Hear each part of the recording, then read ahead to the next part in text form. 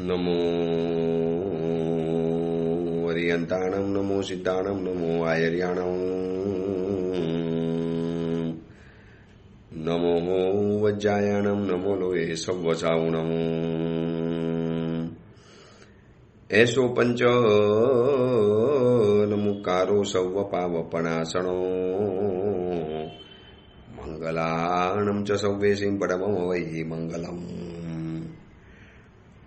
મંગલમ ભગવાન વીરો, મંગલમ ગૌતમ પ્રભુ, મંગલમ સ્થૂલભદ્રાદ્યા જૈન ધર્મોસ્તુ મંગલમ. પ્રવચનનો વિષય છે માર્ગ ભૂલેલા જીવન પથિકોની પ્રતિબોધ કથા. આજથી 1245 વર્ષ પૂર્વે બનેલો 4 પ્રસ્તાવ અને 17,000 શ્લોકોની અંદરમાં ફેલાયેલો આ કુવલયમાલા નામનો ગ્રંથ અનેકવિધ ચિંતન કરી, ઊંડા શાસ્ત્રોનું અવલોકન કરી અને આ ગ્રંથકાર મહાત્મા આપણી અનાદિની જે દુર્દશાનું જે કારણ છે, આ 5 દોષો, ક્રોધ, માન, માયા, લોભ અને મોહ, આ 5 દોષોનું જે પંચક છે, જે રીતે આપણને ઘેરી વળ્યું છે, જે રીતે આપણી જિંદગીની આજુબાજુની અંદરમાં એકદમ પથારો પાથરીને બેઠેલું છે, તો હવે એનાથી છુટકારો મેળવવા માટે, એનાથી દૂર જવા માટે, એ લોકોને દૂર હટાવવા માટે, એના ઘેરામાંથી બહાર નીકળી અને આગળ વિકાસ કેવી રીતે કરી શકાય, એ બધી બાબતો આ ગ્રંથ દ્વારા આપણને જાણવા માટે મળે છે. આ સુધીમાં તો આપણને એવી ખબર પણ નથી કે આ જ 5 દોષ આપણી જીવનની દુઃખદાયી ઘટનાના કારણ બનેલા છે. કદાચ આપણને આ જ દોષો ઉલટાના સારા લાગતા હતા. એ દોષોનું સેવન કર્યું અને એનાથી જે ફાયદો થયો, એનાથી આપણને મીઠા લાગતા હતા.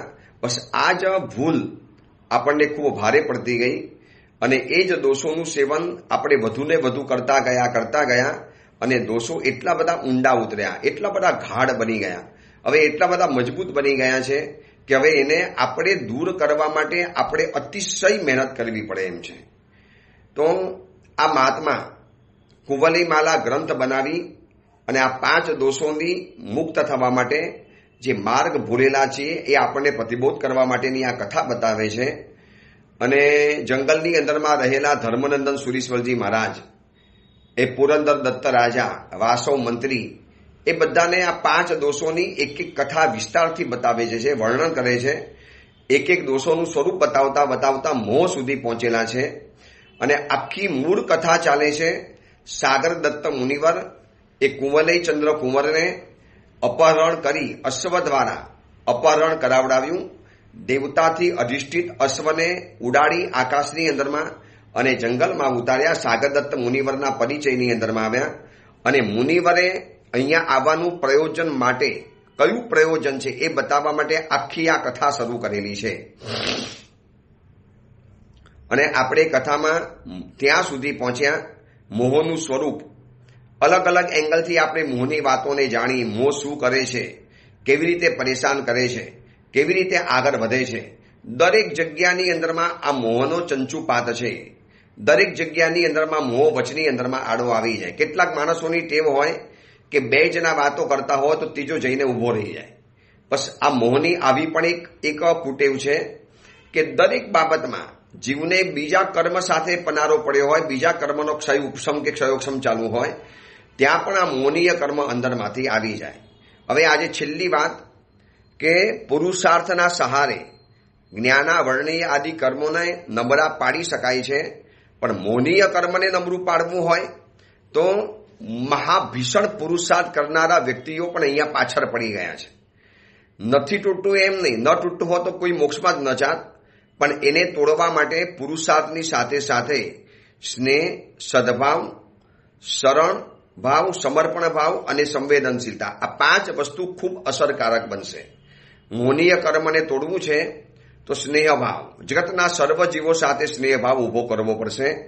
કોઈ પણ જગ્યાની અંદરમાં કટુભાવ, દ્વેષ ભાવ અંદરમાં આવી જાય, કોઈ પણ વ્યક્તિ પ્રત્યેનો અસદભાવ મનમાં આવી જાય, દુર્ભાવ આવી જાય, ક્યાં વ્યક્તિ આવી ગયો, કેવી રીતે આવી ગયો, અથવા તો મારી તમારાથી કંઈક આપણી ઈચ્છાથી વિરોધ કરનારી કોઈ પણ વ્યક્તિ જો આપણને તરત નહીં ગમે, આપણને તરત જ એના માટે છુપો અણગમો થવાનો, આ વ્યક્તિ દૂર જાય તો સારું, અહીંયાથી હટી જાય તો સારું.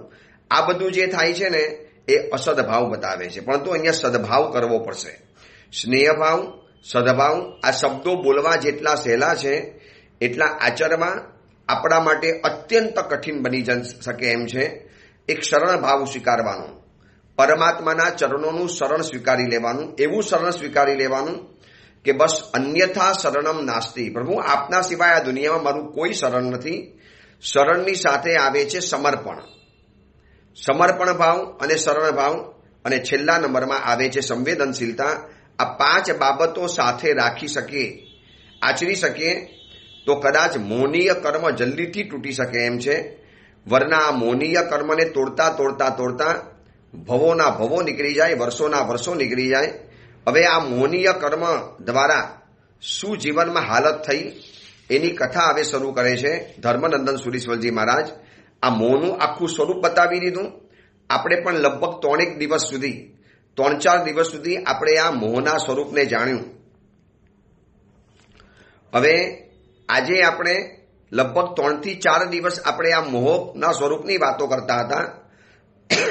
હવે આજથી મોહ ઉપર છેલ્લી મોહદત્તની કથા, કે મોહ કેવી રીતે પરેશાન કરે છે. છેલ્લે આપણે લોભદેવની કથા જોઈ લીધી, લોભ ઉપરની.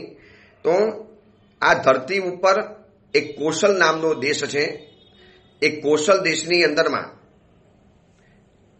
કોશલ દેશની બાજુની અંદરમાં એક નાનકડું ગામ હતું, અને એ ગામની અંદરમાં ક્ષત્રિયોના મુકટ સમાન એવો એક કોશલ નામનો રાજા રાજ્ય કરતો હતો. દેશનું નામ કોશલ છે, નગરીનું નામ પણ કોશલા છે, અને એ નગરીમાં જે રાજા રાજ્ય કરતો હતો એનું નામ પણ કોશલ નામ છે. રાજા પરાક્રમી હતો, બાહુબલવાળો હતો, પુણ્યશાળી હતો. રાજાના અહીંયા ઘણા ઘણા વર્ણનો કરેલા છે. અને આવા રાજાને એક મુખ્ય પુત્ર હતો જેનું નામ હતું તોસલ નામનો રાજપુત્ર. રાજાને અનેક પુત્રો હતા, પરંતુ એમાંથી હોશિયાર, તેજસ્વી, ચકોર, રાજ્યની ધુરાને સંભાળી શકે, રાજ્ય વ્યવસ્થાને હાથમાં કરી શકે, સત્તાના સંચાલન કરી શકે એવો તોસલ નામનો યુવાન પુત્ર હતો. યુવાન થયો, જેમ જેમ યુવાન થયો એમ આ દીકરો ગત ભવની અંદરમાં મોહનીય કર્મના સંસ્કારોને લઈને આવેલો હતો. મોહનીય કર્મના સંસ્કારો પડે અને એના કારણે જે થઈ શકે એ બધું જ આ દીકરાની અંદરમાં જોવા માટે મળ્યું. આમ પ્રતાપી હતો, આમ હોશિયાર પણ હતો, તેજસ્વી પણ હતો, વિદ્વાન પણ હતો, પંડિત પણ બનેલો હતો, શસ્ત્ર અસ્ત્રની અંદરમાં કુશલ પણ હતો. રાજાને એની ઉપર વિશ્વાસ પણ હતો. પરંતુ આ મોહનીય કર્મનો જે ઉદય લઈને બેઠેલો હતો એટલે નગરની અંદરમાં અસ્ખલિત રીતે ભ્રમણ કરતો રહે. રોજ અલગ જગ્યામાં ભમે. રાજકુંવર છે, માથે હજી એટલી બધી જવાબદારી નથી આવી, એટલે વિદ્યા અભ્યાસ પરિપૂર્ણ થઈ ગયો. નવયુવાન કાયા છે, અને ભાગ્ય યોગે એટલું સુંદર રૂપ મળ્યું છે, એટલું હેન્ડસમ શરીર મળેલું છે કે જોતાની સાથે કોઈને પણ એની ઉપર એક આકર્ષણ પેદા થઈ જાય. અને આ તોસલ રાજપુત્ર નગરની અંદરમાં અસ્ખલિત રીતે ભમે છે. જેમ આકાશની અંદરમાં સૂર્ય અને ચંદ્ર પોતાની રીતે ભમે, એ ફરતા એક દિવસ એ પોતાના નગરના મોટા નગર શેઠ, એ નગર શેઠની કોઈ હવેલી, અને હવેલી તરફથી બસ એ રોજના ક્રમ મુજબ અલગ એરિયામાં ફરતો હતો. એવી રીતે ફરતા આજે આ એરિયામાં એનું ફરવાનો વારો આવ્યો. ઘોડા ઉપર સવારી કરે, નગરની ચર્યાને જોતો જાય, રાજપુત્ર તરીકે જે થોડી ઘણી જવાબદારી હતી એને પણ અદા કરતો જાય, લોકોના નમનને સ્વીકારતા જાય, અને નગરમાંથી પસાર થતો જાય. એમાં નગર શેઠની હવેલીમાંથી જ્યારે પસાર થાય છે ત્યારે અચાનક જ એની નજર ઉપર ગઈ, અને જોયું તો નગર શેઠની 7મા માળની હવેલી ઉપર એટલું એક સરસ મજાનું રૂપવાન મુખ દેખાયું. અને આ મુખને જોયા પછી રાજકુમાર ત્યાં ઠરી ગયો. એટલું બધું સ્વરૂપવાન, સૌંદર્યવાન એ મુખ હતું, અને એમ લાગે કે જાણે કે એક આકાશની અંદરમાં જાણે કે ચંદ્રોદય થયો હોય એટલું ઉજ્જવલ મુખ, કમલપત્ર જેવા દીર્ઘ નેત્રો, એકદમ આકર્ષક મુખ. અને એની સામે આ સ્ત્રીએ પણ એ જે યુવાન સ્ત્રી હતી એને પણ કામદેવ સમાન આ તોસલને પણ જોયો. અને જે ગણો તે હવે કાગનું બેસવું અને ડાળનું પડવું, કુંવરની નજર ત્યાં પડી અને બરોબર એ જ સમયમાં એ સ્ત્રીની નજર પણ એ તોસલ નામના રાજપુત્ર ઉપર પડી અને બંને જણાને પરસ્પર ગાઢ અનુરાગ ઉત્પન્ન થઈ ગયો. મોહનીય કર્મનો ઉદય થયો, નિમિત્ત મળી ગયું અને પરસ્પર એકબીજાને સરાગ નજરથી જોવાનું, એક અનુરાગ ભરી નજરથી જોવાનું. અને એ સ્ત્રીએ પણ જોયું કે આ કુંવર જે છે એને હજી ખબર નથી કે આ નગરનો રાજપુત્ર છે, તોસલ પુત્ર છે, તોસલ રાજકુંવર છે.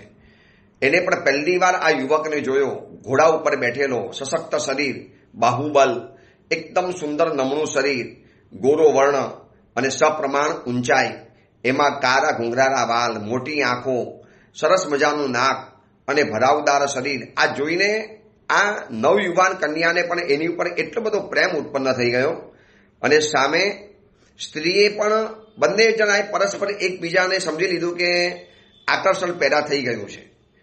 હવે આ બાજુ હવે પોતાનું આકર્ષણ ઉત્પન્ન થયું છે એ બતાવવા માટે કુમારે અમુક નિશાનીઓ કરી જમણા હાથ વડે પોતાના હૃદયના ભાગને સ્પર્શ કર્યો અને એવા પ્રકારની ચેષ્ટાઓ કરી જાણે કે એમ બતાવે છે કે બસ હવે હૃદયની અંદરમાં આવી ગયા છો. દૂર છે, 7મા માળની અટારી છે, એવી રીતે જઈ ન શકાય કોકના ઘરની અંદરમાં મર્યાદા પ્રમાણે. આ નગર શેઠની હવેલી હતી, પોતે પણ રાજપુત્ર છે, આવી રીતે વગર આમંત્રણે જઈ ન શકાય, મર્યાદા હતી. પણ પરસ્પર એકબીજાએ પરસ્પર એવી ચેષ્ટાઓ કરી એટલે બંને સમજી ગયા કે આગ બંને જણાની સરખી લાગી છે. આ પણ આને ચાહે છે અને આ પણ આને ચાહે છે. રાજકુમારને તો આગળ જવું પડ્યું, રાજકુમાર આગળ નીકળી પણ ગયો. પરંતુ આ બાજુ રાજકુમાર વિચારે છે કે મેં જેટલી ચેષ્ટા કરી પ્રેમ બતાવવાની, એની સામે એ સ્ત્રીએ પણ સામે બધી જ ચેષ્ટાઓ કરી છે, બતાવી છે. એટલે લાગે છે કે એ પણ મારી ઉપર મોહાંધ છે, મને પણ ચાહે છે. અને આ બાલી અને એ યુવાન સ્ત્રીનું આવું અદ્ભુત રૂપ, જાણે કે કુદરતે એના સૌભાગ્યની રચના કોઈ અદ્ભુત રીતે કરેલી છે. કદાચ એ ચતુર પણ છે, લાવણ્યવતી પણ છે. ચતુર છે માટે મારો ઈશારો સમજી ગઈ, એને મને પણ ઈશારો કર્યો અને ઈશારો કરતા કરતા એને એટલું મને જણાવ્યું છે કે તમે અહીંયા આવી શકો તો આવી શકો એમ છો, તમારે જાતે આવવું પડશે, હું નીચે નહીં આવી શકું. આટલી વાત એને મને સંદેશો દ્વારા પહોંચાડી દીધી.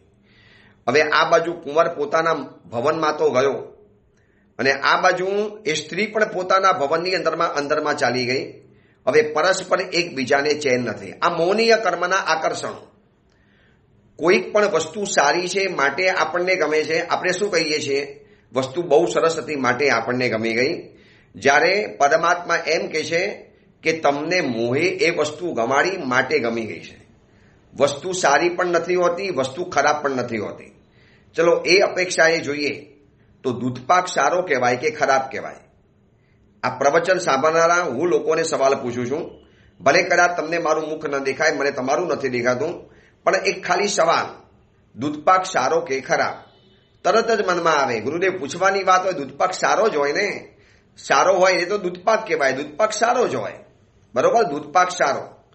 હવે એ સારો એવો દૂધપાક અને એક તપેલાની અંદરમાં દૂધપાક ભરવાનો, એક તપેલાની અંદરમાં વિષ્ટા ભરવાની, કાદવ ભરવાનો, ગંદકી ભરવાની, માનવનો મલ ભરવાનો, માનવની વિષ્ટા ભરવાની અને એક તપેલામાં દૂધપાક ભરવાનો અને ભૂંડની સામે બંને વસ્તુ રાખો.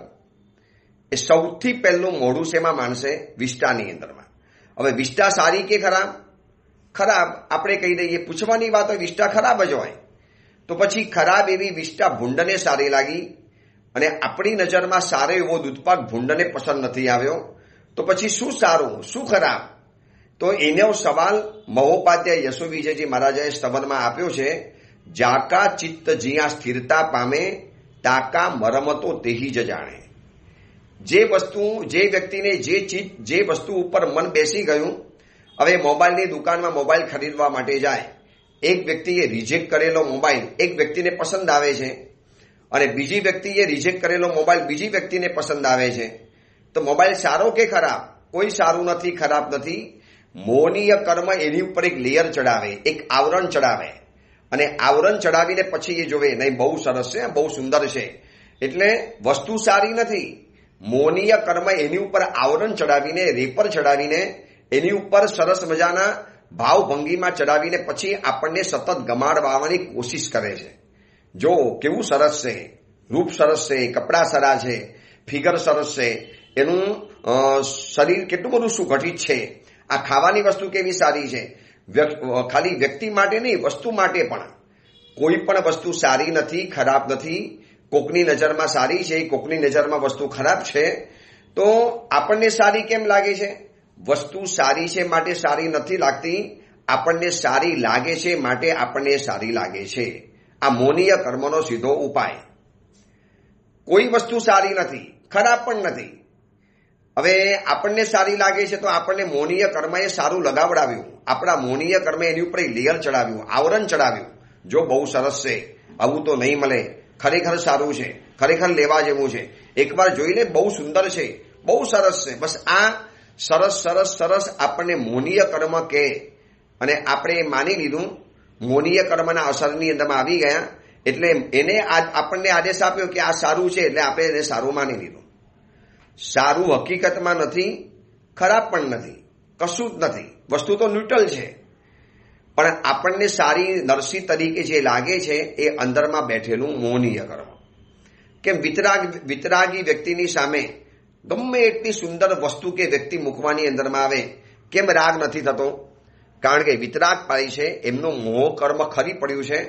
હવે મોનીય કર્મની પરેશાની એમને જીવનમાં ક્યારેય પણ નથી થવાની. જ્યારે ડગલે પગલે મને તમને મોનીય કર્મની પરેશાની નડ્યા કરે. બજારની અંદરમાં જાઓ, હા, બજારની અંદરમાં જે રીતના ભોગ સાધનો ઉમટ્યા હોય, જે રીતે બેફામ વસ્તુઓ પડી હોય, કન્ઝ્યુમર યુગની અંદરમાં જે રીતે ચારે કોર અવનવા કલરની, જાત જાતના ડિઝાઇનની, જાત જાતની એક જ ચીજ, એક જ મોબાઈલ, કેટલા બધા જાતના વૈવિધ્યની અંદરમાં મળે છે. એમાં છેલ્લો મોબાઈલ જે શોધાયો 16 મોબાઈલ, એની પાછળ તો દુનિયા જે પાગલ થઈ ગઈ છે. પહેલા જ દિવસે બધો સ્ટોક ખતમ. લાખો રૂપિયાના મોબાઈલ પહેલા દિવસે જ્યારે ખતમ થવાની અંદરમાં આવે અને એવા શ્રીમંતોને ક્રેઝ છે કે આ નવો નીકળેલો મોબાઈલ પહેલો અમારા હાથની અંદરમાં આવવો જોઈએ. હવે આ શું છે? મોનીય કર્મનું ગાણપણ છે. હવે ભૈયા મોબાઈલ બધા સરખા જ છે, સરખી જ વાતચીત થવાની છે. એક નથી કે એપલનો 16 મોબાઈલ લેશો એટલે અવાજ સંગીત સાથે આવે, અવાજને સંગીતમય બનાવીને આવે. સામેની વ્યક્તિનો જેવો અવાજ છે, જેવો કલર છે, એવા જ ફોટા આવવાના છે. થોડા ઘણા ફીચર્સ બદલી નાખ્યા, ઉપરનું લેયર બદલી નાખ્યું, ઉપરની લાઇટ બદલી નાખી, ઉપરનું આખું કવરને નવો લુક આપી દીધો. એટલે મોનીય કર્મ વળી પાછું અંદરમાંથી આપણને ઈશારો કરે, સરસ છે, લઈ લે ને, બહુ સરસ છે. સરસ નથી, ખરાબ પણ નથી. આપણે વસ્તુને સારી ખરાબ કહેતા જ નથી. આપણનું મોનીય કર્મ એની ઉપર આવરણ ચડાવીને આપણને સારું નરસું બતાવે છે. જેમ સારું બતાવે છે એવી રીતે મોનીય કર્મ પણ આપણને નરસું બતાવી દે. બરોબર નથી, ખોટું છે. આ નાક બરોબર નથી, આંખ બરોબર નથી, કાન બરોબર નથી, હાઈટ બરોબર નથી, ફિગર બરોબર નથી. નો, આ નહીં ચાલી શકે. આવું બધું સતત મનની અંદરમાં જે ચાલે છે ને, ગમે ન ગમે, ગમે ન ગમે, સારું ખરાબ, આ બધું જ મોનીય કર્મના તોફાન છે, મોનીય કર્મના. હવે હમણાં કોલ્ડ પ્લેની જે વાત ચાલે છે, ખાલી 3 કલાક ઊભા શો જોવાનો, બેસવાનું તો મળવાનું છે નહીં, અને ઉટપટાંગ ગીતો ગાતા જાય. હવે વિદેશના આટલા મોટા કોલ્ડ પ્લે બેન્ડ આવતું હોય અને એનું જે રીતે માર્કેટિંગ થતું હોય, એમાં માણસ એવો ફસાઈ જવાની અંદરમાં આવે છે. 10 લાખ રૂપિયાની ટિકિટ ખર્ચીને માણસ જવા માટે તૈયાર છે. કોઈ ડાયો વ્યક્તિ વિચારે કે ન વિચારે કે 10 લાખ વ્યક્તિ એટલે એક સામાન્ય મજૂરની તો આખી જિંદગી નીકળી જાય. 10 લાખ રૂપિયા ખાલી 3 કલાક માટે બેઠવી દેવાના. અને આમ પછી ધર્મના ક્ષેત્રમાં મોંઘવારી નડે, દાન આપવાની વાત આવે ત્યારે કીડીઓ ચડે, કોઈ સારું કાર્ય કરવાની વાત આવે ત્યારે મોઢું ચડી જાય, મોઢું મચકોડાઈ જાય, મોઢું સંતાડવા માટે. અને એ સમયમાં 10-10 લાખ રૂપિયાની ટિકિટ વેઇટિંગમાં છે અને આ રીતે જોવાની અંદરમાં જાય. હમણાં એક સમાચાર આવેલા હતા, કદાચ તમારી પાસે પણ આવ્યા હશે, કે ચેન્નાઈની અંદરમાં એક જૈન સંસ્થા, નામ નથી બોલતો, બધાને ખબર છે, નામ બોલીને મારે કોઈની સાથે વિરોધ ઉભો નથી કરવો. હું કે કોઈની સાથે ઝઘડા કરવા માટે આ પ્રવચન નથી આપતો, કોઈની સાથે વિરોધ કરવા પ્રવચન નથી આપતો.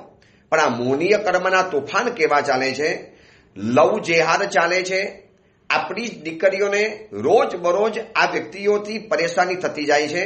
અમદાવાદની અંદરમાં જેના માટે ચિંતિત બની અને અનેકવિધ મુનિવરોએ મિટિંગ ભરી અને તમારી સામે સમાચાર આવ્યા હશે કે એક હપ્તાની અંદરમાં એકાદ 2 મહિનાની અંદરમાં કેટલી આપણી સુકન્યાઓ આવા અન્ય ધર્મીઓની સાથે વિધર્મીઓ સાથે ચાલી જાય છે.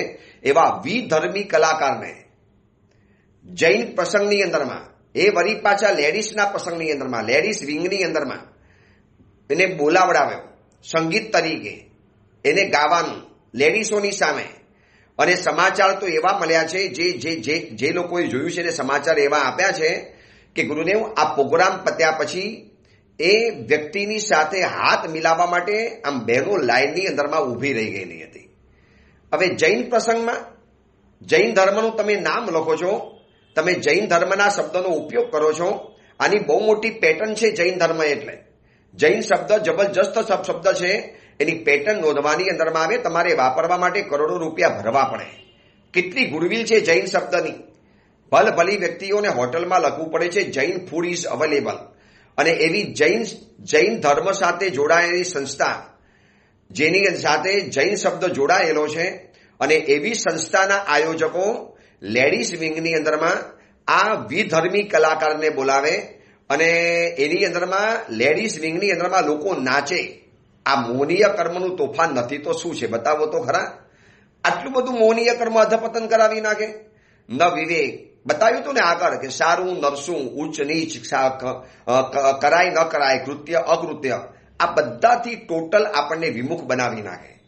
કારણ કે સર્પના દંશ જેવો છે મોહનીય કર્મ. બતાવ્યું હતું ગઈકાલે. માણસને બેહોશ બનાવીને, માણસને ભાનશાન ભૂલાવીને. બસ આ મોહનીય કર્મ શું તોફાન નથી કરતા એ સવાલ છે.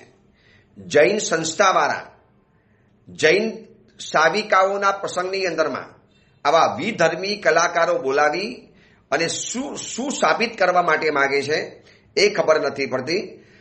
હવે આનાથી મોટું મોહનીય કર્મનું ઉદાહરણ શું જોવા માટે મળશે આપણને? કઈ જગ્યાએ જોવા માટે જવાનું? કેમ આવું બધું થાય છે? બસ સારું સરસ છે, સારું નથી, ખરાબ પણ નથી. આપણને આ બેઠો બેઠો મોહ આપણને ઈશારો કરે, આ સારું છે લઈ લે, આ ખરાબ છે કાઢી લે, આ ખોટું છે નકામું છે, આ ગંદુ છે, આ ચીજ હલકી છે તારે નથી વાપરવાની, આ ચીજ સારી છે. એટલે મોહ પોતાની અભિલાષા આપણા દ્વારા બધી જ પરિપૂર્ણ કરે છે. એનું મેસ્મેરિઝમ એવું છે, એ આપણી ઉપર એવો પ્રભાવ પાડી લે છે, આપણને એવા વશ કરી લે છે, આપણા મનને એવું મનની અંદરમાં મેસ્મેરાઇઝ કરીને આપણા મનને એવું વશની અંદરમાં કરી લે. બસ મોહની નજરથી જોવાનું. બધું સારામાં સારું જોઈએ, બધું બેસ્ટ ક્વોલિટીનું જોઈએ, બધું બ્રાન્ડેડ જોઈએ. આપણે જેવું તેવું વાપરતા પણ નથી. આપણે આવી ચીજને ક્યારે હાથ નાખતા પણ નથી. આવું તો આપણે ક્યારે ખાતા પણ નથી. આવી કારમાં તો આપણે ક્યારે ફરતા પણ નથી. હું તો રિક્ષામાં ક્યારે બેસું જ નહીં, ટ્રેનમાં ક્યારે બેસું જ નહીં. આવા બધા જે છે ને, આ બધા જ મોહનીય કર્મના તોફાન છે. મને આવું નહીં ફાવે એવું કહેનારા નરકની અંદરમાં ગયા પછી એને ભલભલું ખાવું પડ્યું છે, પીવું પડ્યું છે અને બેસવું પડ્યું છે. અહીંયા જે ચોખલિયા હોય ને, મને આવું નહીં ફાવે, આ ડલ્ટી છે, ગંદુ છે, આ બધું ન ફાવી શકે. આજે ઘણા લોકોને ઉપધાન કરવા છે, પણ ઉપધાન કરતા અટકી કેમ જાય છે? ગુરુદેવ ઉપધાનમાં બધું ગંદુ બહુ હોય, સ્નાન નહીં કરવાનું, એ તો ઠલ્લે માત્ર જવાની આખી વ્યવસ્થા અલગ હોય. પછી હાથ પણ નહીં ધોવાના સાબુથી, દાઢી વગેરે પણ નહીં કરવાની. કેટલા બધા વાર વધી જાય. બહેનોને એમ થાય કે કેટલી બધી માથાની અંદરમાં જૂ પડી જાય, હેર વોશ નહીં કરવાના, કશું જ કરવા માટે નહીં મળે. આ બધાના કારણે ઉપધાન કરતા અટકી જાય છે. આ બધા જ એકંદરે મોહનીય કર્મના તોફાન છે. એટલા બધા જાતના તોફાન ઉભા કરે છે આ મોહનીય કર્મ કે ન પૂછો વાત.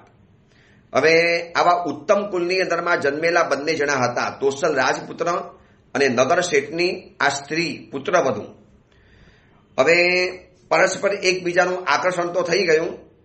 આખી રાત બંને જણાએ પરસ્પર જાણે કે એકબીજા વગર ગુજારી.